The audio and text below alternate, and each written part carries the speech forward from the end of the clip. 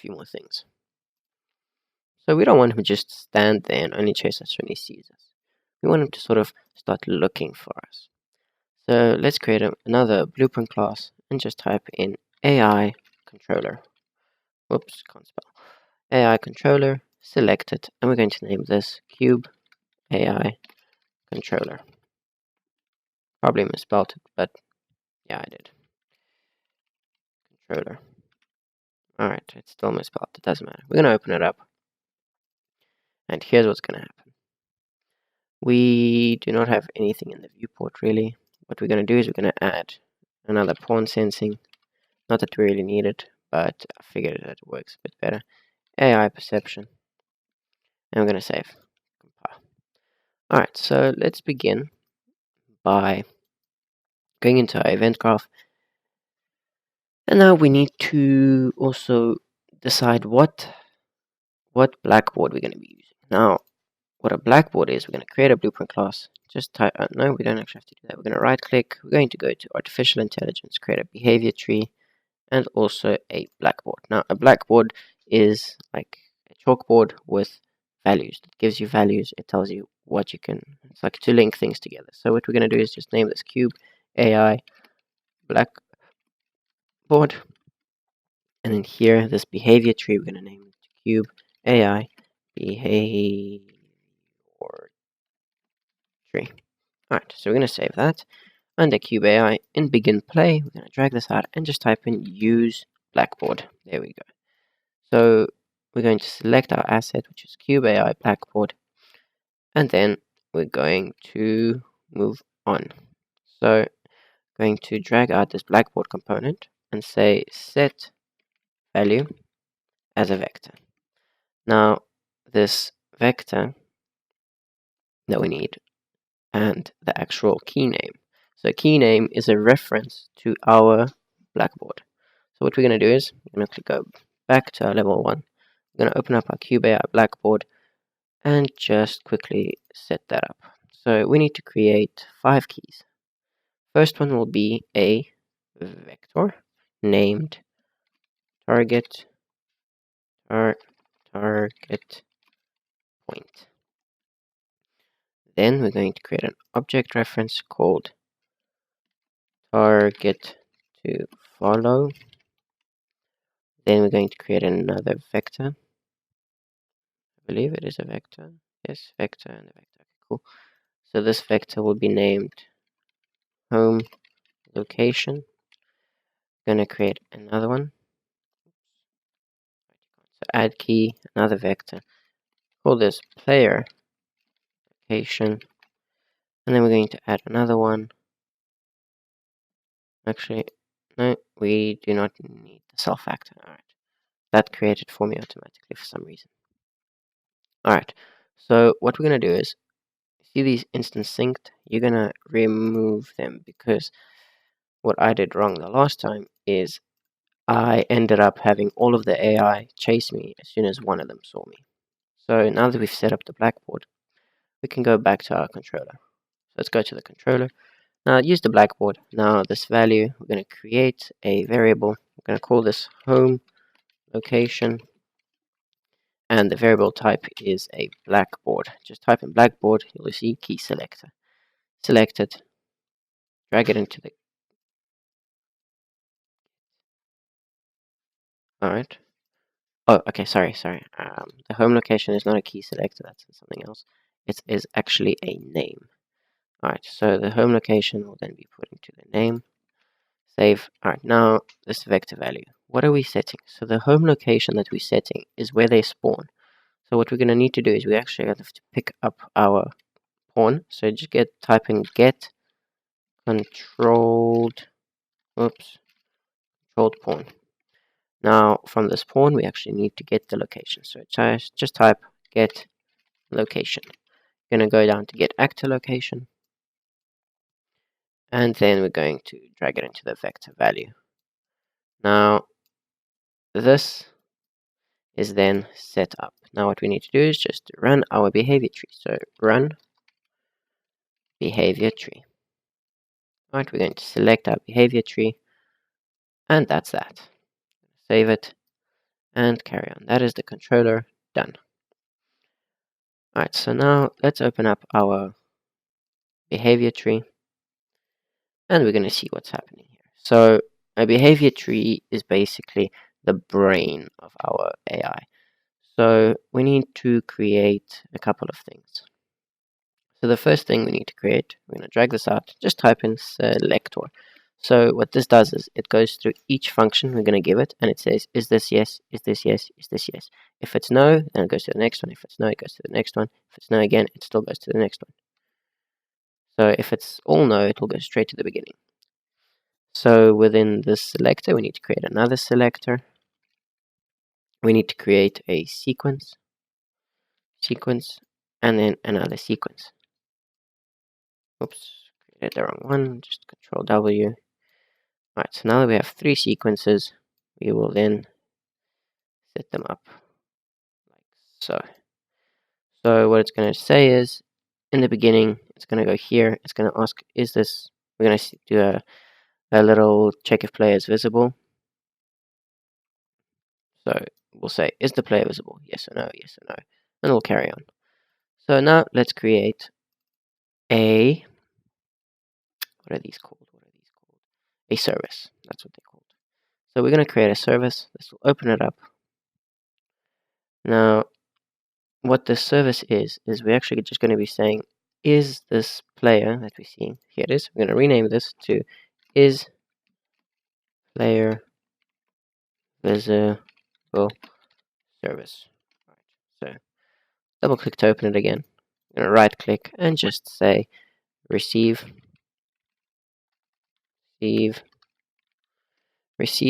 tick.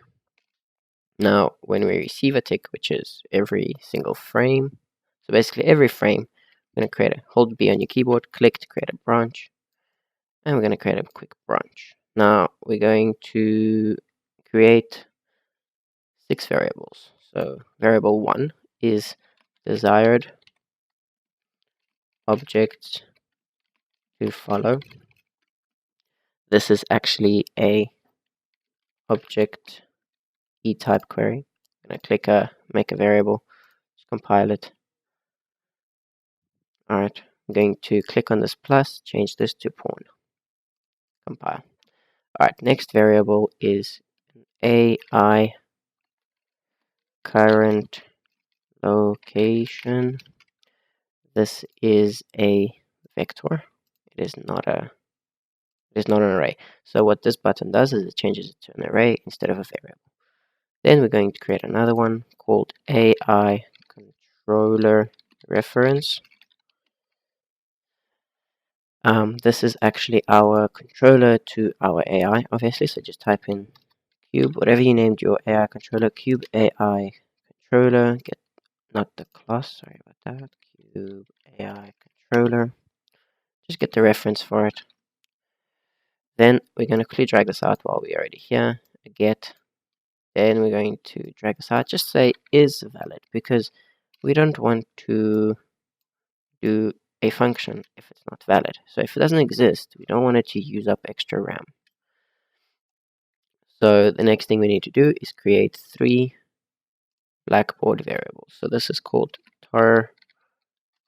target to follow. This is actually the key Blackboard key selector, and we can click it, hold Control, press W to create another one. Just call this one target location. Again, duplicate it by clicking, holding Control, pressing W, and just say destination. Alright, we're going to save. Now, these 3, we're going to click on these little eyes. What these eyes do is they make the variable public, so you can actually edit it outside of this graph. Compile. Now let's create all the variables. We can carry on. Sorry, I have another person in the house. Alright, so now this owner actor, we're actually going to cast it to AI controller. Clean up this here, like so. Drag it into the false node. So what's going to say is, it's going to say, is this AI reference, controller reference, is it valid? Does it exist? Yes or no? If it doesn't, we're going to cast to our AI controller, and then we're going to set our AI reference. Alright, as AI controller. That is very strange. AI set AI. Heck, something is wrong. Reference cube AI controller. Yes, that is exactly what it is. Controller. Alright, something's up. It's not going. That's fine. We'll just set AI cube AI controller reference. It is not compatible with. Okay. Let's just quickly restart that. So owner actor. Going to show I'm casting the right object. Yes, I am. Owner actor. Cast to AI cube AI controller. Alright.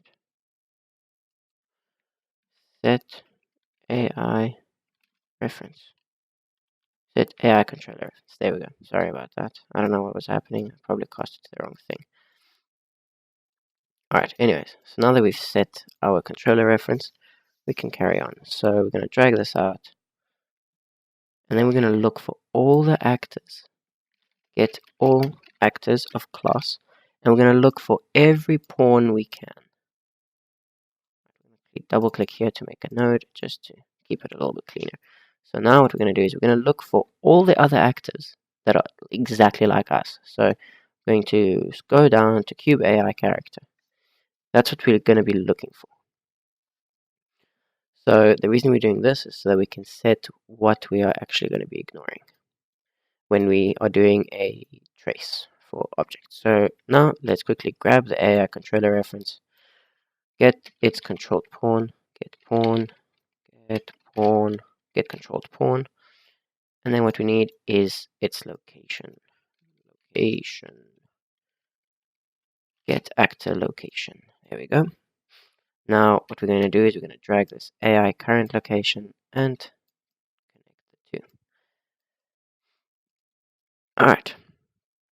So the next thing we need to do is to grab this, drag it out, and just let's do a multi-sphere trace for objects. So just type in multi-sphere trace for objects.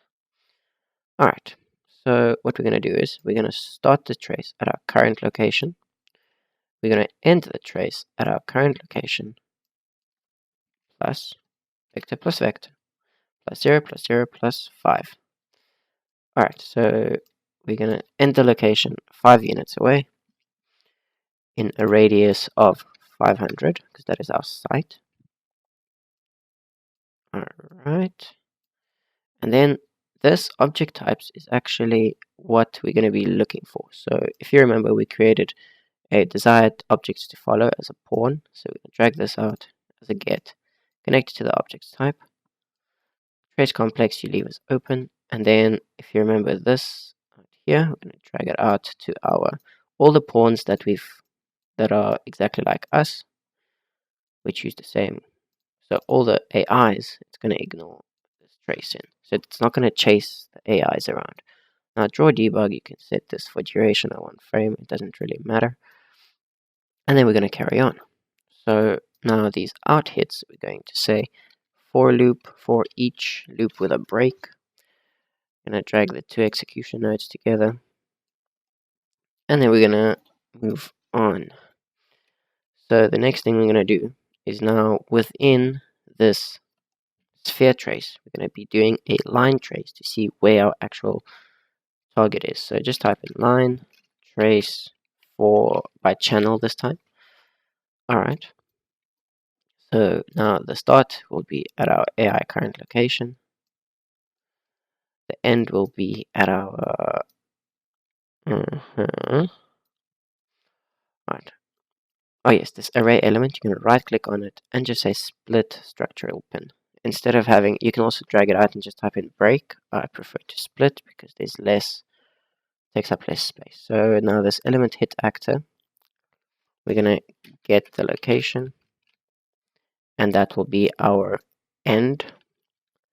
Now the trace channel will be on camera. Trace complex will be nothing. The actors to ignore, once again, will be the AIs. So we're gonna drag this out, make it pretty. Make it pretty. Have to make it pretty. Alright, and then draw debug none, say for duration. And we're gonna ignore ourselves. Then the next thing we're gonna do is we're gonna right click on this out hit, split the structural pin, hold B on a keyboard, press B for branch, and click for branch. Now we're going to say, is this hit actor, does he equal to our hit actor that came out a bit earlier? Alright. So we're going to say the actor that you've now hit, does it equal to the same character that's inside our actual sphere of influence? If yes, alright, so we're going to connect those. If it is the same, we're going to then set our Blackboard value as object. Alright, then we're going to change this target to follow as the key. Alright, nice and close there. And then this value will be our out hit actor. So we're going to basically say, have we found a player? Yes. Is it actually a player? Yes. Then that's what we want to follow. If no, I'm going to just press this once, Control W to copy it, go down to false. Same key, but we're not going to select an asset, which makes it null. Now, within this actual line, we're going to drag this out and just say get actor location. It is get actor location. And then we're going to set our Blackboard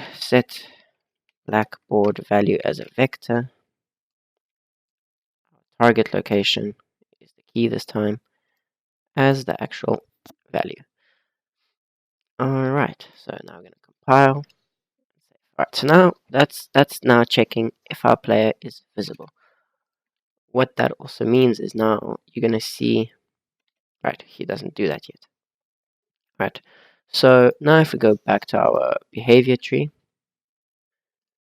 here, we can now right click on the selector, add a service, and just is player visible service. Now, target to follow is set to target to follow, target location is set to target player location, and destination is set to target point. We're going to save, and when we press play, he will check if we are actually visible. Don't see it yet because we have not added him into the actual tree yet. So if you look, if you go to AI player, I'm going to pull this out to another screen. Now in the Blackboard, in the behavior tree, this actor, oops,